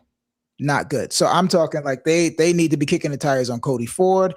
And I know that I just had jokes on him, but they should be looking at Broderick Jones. They need to raise the floor of that second unit. I always say, man, and I guess it's just me being a former offensive coordinator, your guards are your most important offensive lineman. I'm sorry. They just are. The second is your center, and the third are your tackles. I think what we've confused is you see your quarterbacks get hit blindside and all that stuff. What is the one thing that quarterbacks are always taught to do? Step up in the pocket. You're not stepping up without those three guys in the front being able to do work as well and push those guys out of position, because you can't rely on your tackles to always get you out of trouble. They're dealing with the most elite athletes on the field every single rep. These guys are not going to be able to hold the Myles Garrett every single play. So sacks fall on the quarterback 50% of the time. So I agree with you there, man. Like, if you guys don't choose that to be a focal point, Cade Klubnik is really good on film stepping up. that's where he does some of his best work. And that's why I've been a K Klubnik truther for a while. So, I mean, it just is what it is. I love the guy, but the one thing that he will do is feel that pressure and step up. He's super athletic and he can get out of there too. He's got some soccer boots on him where he can get out of there for sure. He's got some wiggle. To be honest, what I've been telling people, and Leon is spot on. The only thing I disagree with him, that I think the Jets, I think their most solid unit is a defensive line group. They got a good amount of guys in there. You bring in Tavondre Sweat, you got David Onyemata, you got Harrison Phillips, you got Darryl Jackson Jr., you got Jawan Briggs. That's five bodies in that room that you can comfortably rely on, and they all give you some versatility as well too. Jawan Briggs, I'm pretty sure you're up on game with Jawan Briggs. Jawan Briggs is going to be one of the best interior rushers in the league this year, and I'm just putting that out there. Yeah, I agree, man. I think that there's, if you peel back the layers and Aaron Glenn just dials it in as much as he can this year, and this team just grows with each other, because the part of growing with each other is understand that injuries are going to happen. That can't always be an excuse for a coach. Now, they all got injured. You know why it's not an excuse anymore? Because Kyle Shanahan still made the playoffs with half of his team on IR. So great coaches are always going to find themselves in a situation where great players are always being coached up to get them to the next level. Your depth is so important. And from what I got from this conversation, is just throughout the years, the one thing that the Jets have lacked to do is worry about the depth. They're so worried about the guys at the top that they're not worried about the guys in the middle as well. And you got to constantly, like you said, be ahead of the cat before that comes around, because it is a mousetrap for sure. Oh, we got all the guys here now. Oh, next year we got some 5th-year options we got to worry about. Did this guy, he got 10 sacks, but he's 31. Do we really need him on this team? That's what every team goes through, but there are teams that are always in front of it too. And they get their players back up to good health as well, and save them from themselves. That's what great coaches do. So that's why I'm so scared about guys like Ashton Genty and Brock Bowers, man. Those two go down. The Raiders are going 0-17. I'm telling you right now. It's not going to be good. All right, let's get into the fun stuff, man. I know we won't drag these topics, but these are just fun discussions just to kind of get into each other's heads here. When you're on Twitter, Instagram, any of our favorite apps, and we start getting into the football standpoint of everything, what are some of the ones, sometimes you get those recommended accounts that'll pop up that tweet out. What are some of the things that you're just like, yeah, I'm unfollowing this account, or I'm muting this account, I don't want to see it? What are those things that just annoy you about our space, man? I think the hyperbolic accounts that overreact to everything. So people that are overreacting to joint practices or practices in general. I think one of the worst things that's happened, I think one of the worst things for the NFL are people that track practice stats. Because I went to a practice as a fan. I was working on my credential. Hopefully next year I can have a credential. K Klubnik is hit me up not taking. Yeah. K Klubnik is not. Yeah, K Klubnik is not taking chances. And in my mind, it's like, if you're not going to take chances in a 7-on-7 or an 11-on-11 in a joint practice, when are you going to take the chances? When are you going to, how can you officially determine what your limitations are at this level? How can you truly determine? Now, nothing can simulate game speed, but how can you tell how fast that window closes, or which shoulder you should be throwing to, or he's going crazy right now.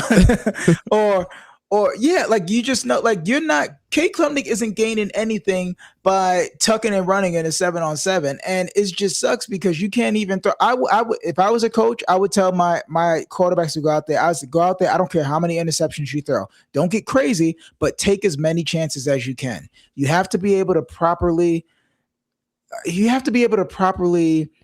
dissect what you're going to be able to do on game day. And I always go back to how the 49ers starting defense talked about Brock Purdy. They knew he was going to be good, because he always took chances as a scout team quarterback. So by the time, and it helped that their defense was amazing, but by the time he got into the game when it really mattered, he understood what his limitations were, and he understood what throws he can make and what throws he shouldn't be able to make, because the windows are going to close fast. And I have the arm to throw this deep out, or I have the arm to throw this go route, if that makes sense.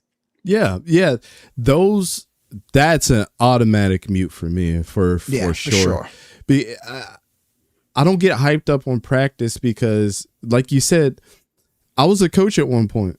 So you don't know if I'm drilling a quarterback to throw that backside 15-yard dig to see where his deficiencies are when that linebacker steps back in Tampa 2 and is in his face. Like, you got to hit him off the break before the linebacker gets it. So run it again. No, what we get is a lot of accounts that will say, well, Shador Sanders is 12 for 14 today. But then you have Taylon Green, who's 1 for 12 with 3 interceptions, but he was practicing exactly what we were talking about. But people are going to say, oh yeah, he was terrible today. I don't know why they wasted a draft pick on him. It's not fair to Taylon. It's a practice for a reason, guys. Like, it immediately takes me out. And I understand why teams don't want people to record, because that's part of it.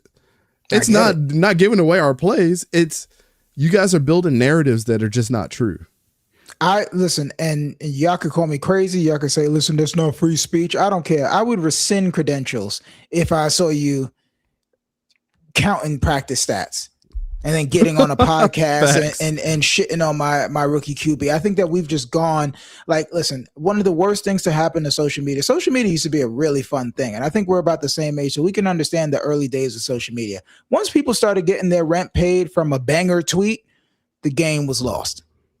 And I think that everybody's just chasing engagement. Nobody gives it. And the worst is when somebody adds all 22, and that's all 22 can be used for good. But then I think there's a lot of fools that have access to all 22 now. So sometimes people are, and it bothers me a lot, because some people will say, oh yeah, this defensive lineman, or he's loafing, or he didn't follow this play. I was like, first of all, his job was to make the play bounce. So he had to take on the linebacker with his inside arm to make the play bounce, because they're in cover 2. And in cover 2, the cornerback technically is run support. So you don't know what you're talking about. So I try not to do that. Sometimes I'll try to even DM people and say, hey, listen, on your last post, you're doing great, but I think his responsibility was a little bit different than what you were thinking. So, next time do that. But you but can't, people will argue. Yeah, you can't correct people. Bro, I tried to do that on somebody's post, like an actual good friend of mine that I thought of as highly as I thought about you, right? Like, just, man, great guy, always does the work, but just never wanted to learn from somebody. Like, the dude never played or anything. So I'm like telling him from a coach's perspective, if you see a drag route happen from your slot guy and it's zone coverage, he's supposed to sit. If it's man coverage, he keeps running to the other sideline. Well, that's why the interception happened, because he kept running in zone coverage and the guy came down and intercepted and had it on the pick 6. And I'm telling him this, and he's like, you don't know what you're talking about. You just want to be right about this. Like, dude, that is a basic principle for any quarterback. Yeah. and receiver combo on a drag route. Like, you can look it up. Yeah, I agree with you. Whoever is supplying all 22 on a subscription basis to these guys, the one thing that I do hate during draft season is the guy that will post a couple clips of all 22 and then you never see anything else about the player ever again. Like, yeah, I'm an expert on him. Or the guys that, one guy that we were talking about before, his name should not be named, but his charts of like elite throw, basic throw, routine throw. Explain to me what that is, because as a former coach and quarterback, I don't know what is your criteria of doing that. Because you're grading JJ McCarthy high in elite throws, but I ain't see one elite throw on tape. It is shocking. It is shocking the amount of people that have access to all 22, and all they do is regurgitate their favorite, the Dane Bruglers of the world and the Todd McShays of the world. Like, they're regurgitating the same thing, and it's alarming, because the people that don't understand, they start to repeat that. So I think, but we're just in a weird time, because it's not even about learning your craft. Like, and I shared with you, because you reached out to me, and I just saw the way that you were speaking, and I was like, okay, this guy, this is somebody that I want to follow and kind of pick up some tools from. People aren't even trying to. They're not even trying to learn. They're just trying to get stuff out there just so they can get follows. It's about followers. It's about your follower count. And I didn't even, people were telling me, oh, hey, did you post the top 150? Did you do all this? And I was like, honestly, the only thing that I'm going to be able to get to is a top 15 for certain positions, right? I'm not even going to get to a top 250. Now, if you just want to watch film and then do that, I have to watch. So I scouted for the summer this time, and then I'm going to watch people during the season, and then I'm going to go back and then watch all of that together, because then I have to know how you progressed as a player. I think that it's a process, and it's a personal process as well too. I spent a lot of time on Arbel Reese. I spent a lot of time on David Bailey. I spent a lot of time on guys like Kieron Crawford and Kendall Daniels and Jaden Duggar. And I can't just turn it off, because I want to see if my evaluations are right. I want to see if in year 2 or year 3, Jaden Duggar can become a green dot. I want to see if what my thought process was for where NFL linebackers are going to be, if Arbel Reese, Jaden Duggar, and Kendall Daniels and guys like Jake Golday are going to be the next wave of linebackers, because then if they're not, I need to go back and switch my thought process, right? That's supposed to be how this goes. That's exactly how I think about it, bro. There was no player, and I think I brought this up to you at one point in a previous show. Christian Gonzalez kicked my ass. I thought he was terrible on film. And people are like, bro, you don't know what you're talking about. And I said, I can guarantee you he's not going to be good. And now I look at him today, and I'm like, wow, I'm excited to actually break down cornerback film now. Like, where was I wrong? Like, I was so obsessed about where I was wrong. Just like, as I even went to the point, like, people don't know this, man. Like, I was so hard on myself after that I was like, how the fuck was I like an offensive coordinator and a quarterback at one point, and I didn't even know that this dude was good?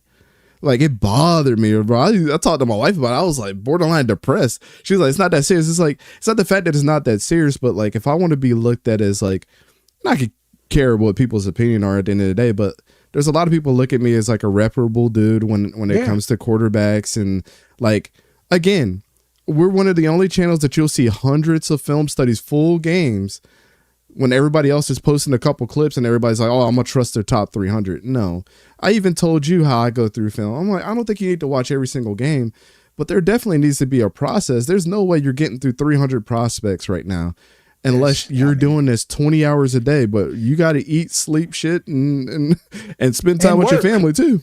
Yeah. Cause a lot of people, I'll tell you right now, a lot of people aren't making money from, doing this. They like to act like there's a lot of free work. And that's one thing I'll do is like, a lot of people, and I'm sure you get this too. A lot of people want your time, but they never want to really pay for your time as well too. So that's why when you got to pick and choose, and you got to be a little stingy too for people who, like you, like I always say, man, I'll always make time for you. I'll always make time for Jake. There's a handful of people that I'm always going to make time for, no matter where I go and do, just because and Coach Gene, I saw you in the chat, Coach Gene.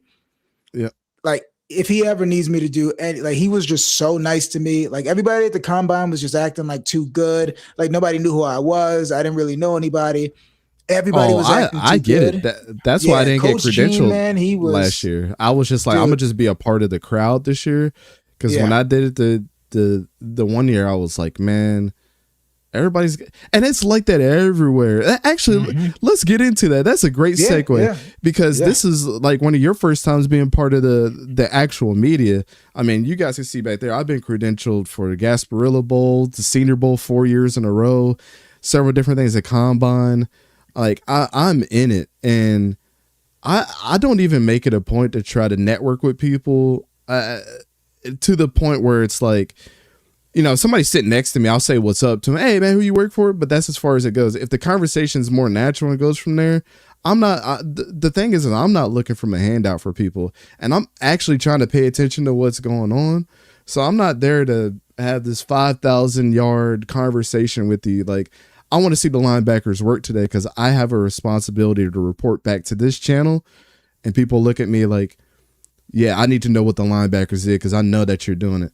the media, bro, and you probably seen this. The one thing I always tell people, I don't want to say Todd McShay, but there's a lot of big name people. I won't go out there and say a lot of people that do podcasts and things that are like big up into space.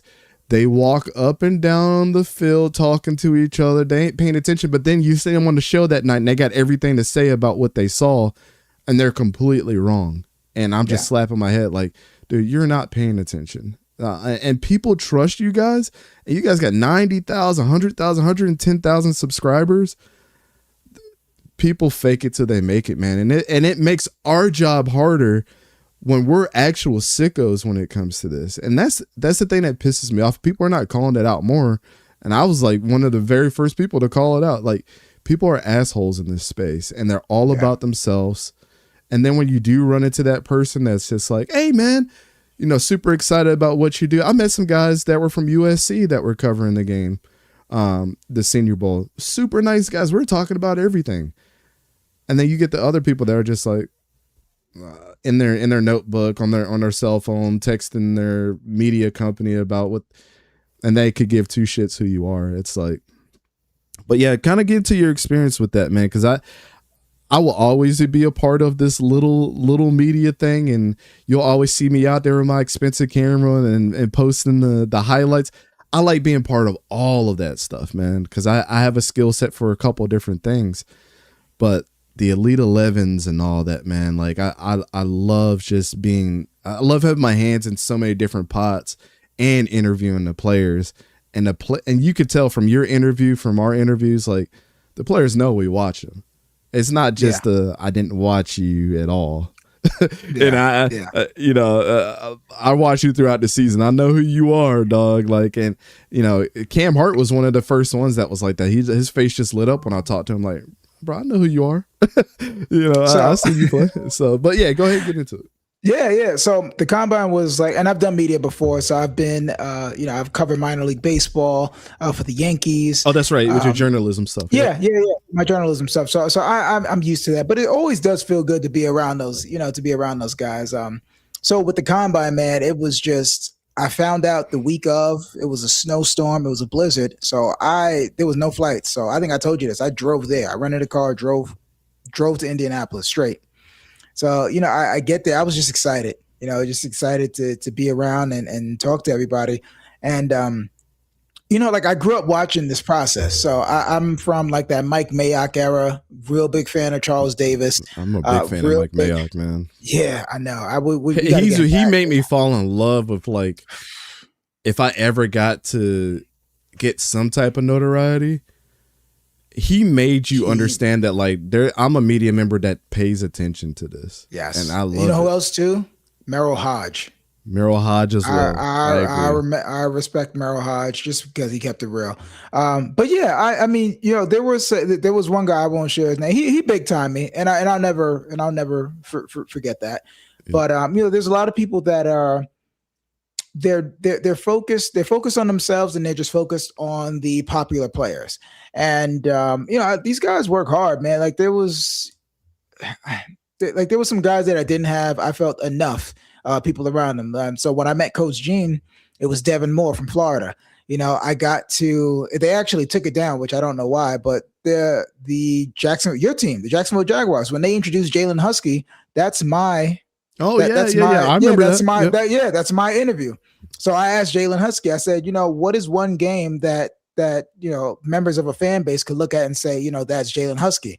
So when they did that, it was the UCLA game. So I asked that question. I spent a lot of time with VJ Payne, who ended up being the 7th round pick for the Jets. And I said, just tell us the type of person or the type of man that VJ Payne is. So I just wanted to ask them personal questions. I wanted to ask them questions to let them know that I just don't look at them as like a piece of meat. This isn't just like the cattle convention. So I tried to take a personal aspect to it. And then also what that made me realize is that a lot of people that talk on Twitter and social media, they're not there. And I think that they would change their tone and how they speak about these people if they could actually go out there and see them and also be around them. This phone, this phone is really good. It makes us all, we can feel like we're connected to a million people, but I think it also desensitizes us from the fact that these are young men with families that can read these things. And I think that we should have a little more respect when we're evaluating them. So that's what I would say is the main thing. Yeah. One of my favorite moments of doing media, it was actually my first year at the Senior Bowl. And this is like the first year that I actually had any interaction with any players at like that level. It was like our first main event and we're trying to get prepared. But one of the players that I wanted to speak to was Jaron Hall when he was at BYU. I just loved the way that he played.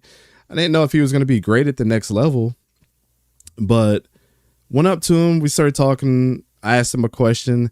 The next question I asked him kind of threw him for a loop, and I saw his whole world just open up like, man, I could just tell that it was like, oh my God, finally, like somebody that actually knows who I am.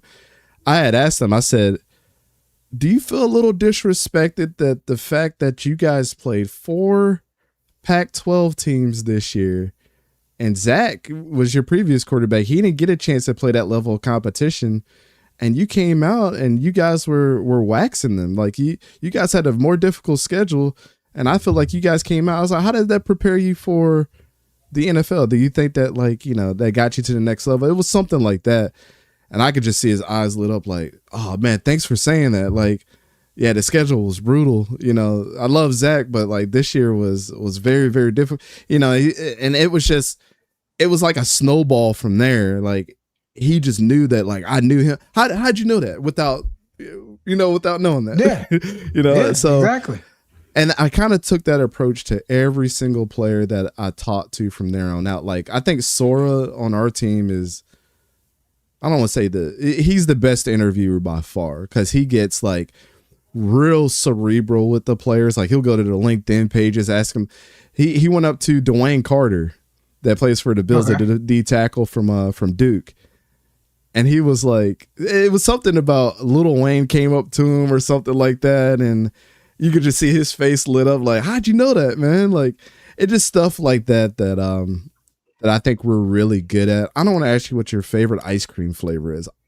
To be honest, I don't really give a shit. And neither do you. Dude, there was there's some questions, man, and I'm like, we just giving credentials out to anybody.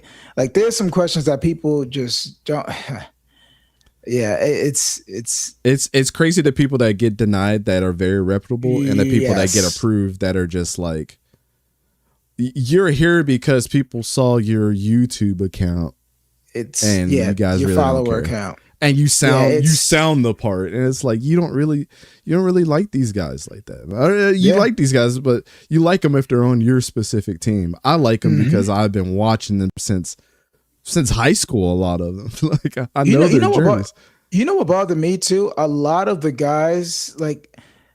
Okay, so Trey Moore, and I like Trey Moore. Linebacker Trey Moore ended up on the Dolphins. Yeah. If Trey Moore is there, he's present. Why are we asking them about Arch Manning at the combine? I don't know. I just think it's a little disrespectful. Tell me if I'm wrong. Or like we have D'Angelo Pons for this media scrum. Why are all the questions about Fernando Mendoza? And you can talk to Fernando Mendoza the day after. Yeah, the closest I've ever got to asking a question like that was actually go back to the Jaron Hall interview. At the end of our interview, I asked him, as a quarterback, I thought it was appropriate. Who are some of those guys that you feel like that you're leaving a torch behind that everybody should know in the country? He named Kingsley Suamatia, Chase Roberts, like names like that are now prominent names in our space, right? Kingsley Suamatia, for example, Chase Roberts, who was just on the Raiders. Like, I would have never known those names if he didn't say it, and I immediately wrote their name down. Darius Alexander, who's on the Giants. The Giants, yep. Yeah, we talked about him last night. Yeah. Yeah. So Darius Alexander's on the Giants, right? I had interviewed his teammate who was an edge rusher. And one of the things I had asked him in our interview was like, who's that? Again, kind of the same thing. Like, hey man, you're going off to the draft, but who's kind of like that little brother that like nobody's talking about at Toledo right now that you kind of want to put on Front Street? And it kind of makes him smile like, yeah, I want to talk about my teammates, a little bit. Yeah. And he told me Darius Alexander, But the cool part about the whole transition, I didn't know who Darius Alexander was until he told me. Went to the Senior Bowl, and there, I asked the question back to him. I said, "Hey, your former teammate so and so said this about you, man, saying that you're the best thing coming up, and now you're here." And I would have known who you were unless he would have said that. How does that make you feel, bro? The biggest smile on his face happened. He was like, "Oh man, that's awesome. I love him as a teammate." So like when you get situations like that happen, it's kind of like I feel like I aced my interview. You know what I'm saying? Yes. Like it kind of breaks the monotony of what all those players are going through and makes you actually feel like, wow, that's a really cool moment. That's a full circle moment that I'm never gonna, nobody else is gonna give me that while I'm here. They're gonna ask me what my favorite cereal is. Like, yeah. Yeah. I try to keep it football as well too. Like I asked Chris Johnson, like, walk us through a week of preparation for you and talk about a time where you saw something, you identified something on film and you were able to take advantage of it on the field. And somebody was able to take that in the actual play. I think I sent it to you. I think Doug Farrar used it. And so I thought, I'm not gonna lie, I felt really good about myself. When you have some of those moments, like that was like a moment for you with the Jaron Hall and with the Darius Alexander. For me, that was like, okay, yeah, I could do this. I belong here. And I'm asking the right question. So yeah, this has been, this journey since February. This has been one of the most rewarding times of, my life in terms of like, work that I've put out. It far surpasses anything that I've done corporate, and I've, president's clubs and all this other stuff, like corporate wise. Like this is truly my passion. I love it. And I'm, working my best to, turn this into my career now. Yeah. I'm trying to grow this thing as much as possible. I got my crew with me, man, trying to break them out their shell a little bit too. But I've had people come and go as I've done this thing. And some people feel like it's a fit. Some people feel like it's not. But the goal for me is to be at these events because I feel like me being present at these events, like the Senior Bowl, and watching these guys practice, it makes me feel like I'm on the field again, or it makes me feel like I'm coaching again, or, I get to see these guys actually work outside of the 22 and, compete with the best of the best. Like Senior Bowl is my favorite event every single year. I can't wait to take that week off in the year because it's kind of like it's a mini vacation for me, but it's work. Like you wake up in the morning, you're at the field, all on the field for 6 hours, and then you do media for a little bit, and you come back and you edit your video, then you do a live stream to recap. Like that's like my favorite thing to do. But people know that I love it.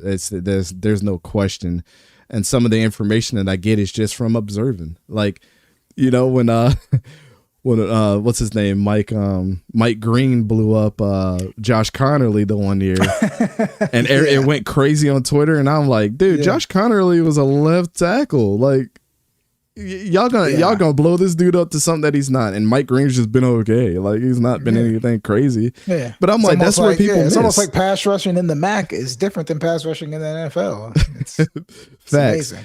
Some of this other stuff we've already answered, just kind of talking. But before we get out of here, man, just one thing, one piece of advice that, you receive when, you kind of been navigating this football media content creation space so far, man. Like, what's that one thing that somebody told you where you're like, yeah, that's great advice.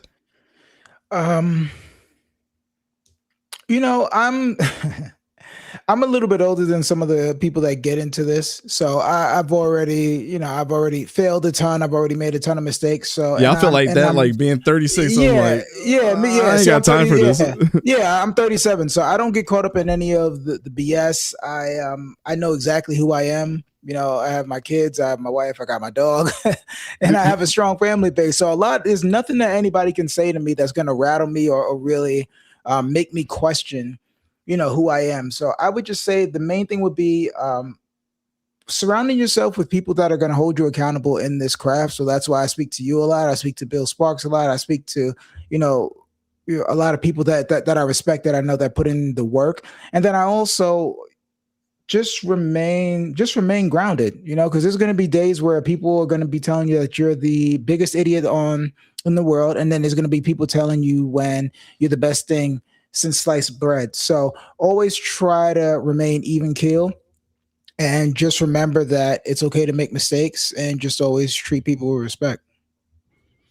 Yeah, I mean, that's fantastic advice, and I think that's like, I call that like the unk advice, because a lot of people are not going to understand it. Yeah. And I've went through my arcs of like getting into it with people when I first started this 6-7 years ago. Like, I've been in the podcasting game for about 8 years now, and then it transitioned over to when people say, "Oh, your podcast isn't anything," I'm like, I don't consider this a podcast. Like, I consider this a well-produced show that I spend time, with every single year, making it look the best that it can look. I was like, I posted on Twitter, I'm like, my team has a full CRM that I built from the ground up. Where I saw that, I was like, yeah, he's the aesthetics of the show is the aesthetics of the show is phenomenal, and that's why. And shout out to Dante, because he just he lives his raps, man, because he helped me with my show. And I was in my head a lot, because a lot of things, I probably should have started my YouTube 2 years ago, but I'm always trying to wait for like the perfect thing. Optics are always big to me,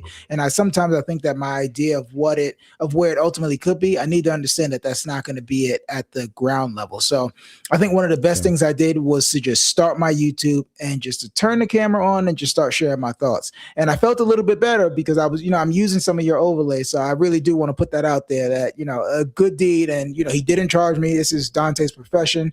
He just worked it up for me. And that's what I've been using. So shout out to you.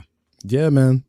I always help my people out, man. Like I said, I'm super blessed, and just my normal day to day. Like, I work my ass off. So, and it's not the fact that I don't think you got enough money to pay me or anything like that, but it's like, I help my people out, because at the end of the day, if I need a favor, I want to be able to rely on that person and say, "Hey, man, I need you to come on the show." What I'm saying? Yeah, like, you hit me up yesterday. That's enough payment for me. You know what I'm saying? Like, that is worth its weight in gold to me. So, but yeah, definitely respect you, Omari, and everything that you're doing. I always told you, you got a little corner of the internet that I respect as well. And we always, when something comes up, we're always DMing each other, and and making fun of somebody that's got some crazy right. And it's always a treat. And I feel like it's always a treat. Like, when I see you guys doing your thing, I was in the supermarket, and I was hitting you guys up like, "Yo, Apex crew, what's up?" It's a good time, man. I love seeing my guys, man. So we'll continue to do our thing over here, man. Continue to support your stuff as well. For those that don't know, his channel is in the description of this video. If you guys are watching this on the replay, make sure you click the description and go over there. Even if you're not a Jets fan, man, like, I know you're going to get into a lot more stuff. Yeah. I know at some point, you'll bring me on your show, and we'll bring you back here when things start getting heated up, and call-in shows and all that stuff, man. I'll have to call in on one of your shows too whenever I get him in it. But this has been great, man. Again, this is one of those, unk talks. Just put this on the on the Apple Podcast, and take a stroll down the street to the grocery store and listen to us ramble about football and all the other things, man. So, anything else you want to say before we get out of here, bro?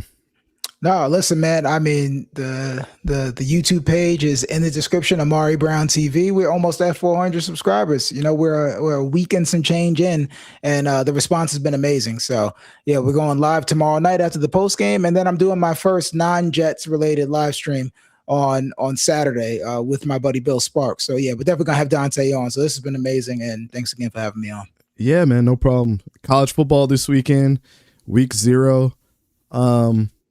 Yeah, TCU, North Carolina. That's going to be a fun one. See if Bill Belichick can actually give the upset, man. I don't think he will, but yeah. NC State, UVA, CJ Bailey. That's the game of the week right there. And then watch my Florida State Seminoles lose to New Mexico State, because I actually have that betted, baby. Okay. And also USC plays as well. Yeah, USC plays San Jose State. San Jose State. So yeah, we're gonna get some Jaden Maava. We're gonna get some CJ Bailey, and yeah, man, let's a Bo Prabula for Virginia. Now. Yeah, ain't no turning back. We are here. So yeah, appreciate everybody, man. Again, if you're watching this on a replay, definitely appreciate you guys. Check us out, Apple Podcasts, Spotify. We're now on there as well, and I'll be chopping these up, making some shorts and stuff like that. Y'all know how we do over here. Constantly throwing stuff at your face. But it's been Dante with Gridiron Apex, Omari with the Green Room. And make sure you hit him up on his Twitter too. Omari with 2 eyes, Brown. Yep. Right. So make sure you hit him up there. One of the best follows that you'll have if you have X. But yeah, we'll get out of here. Thanks everybody for watching, and we'll talk to you guys later.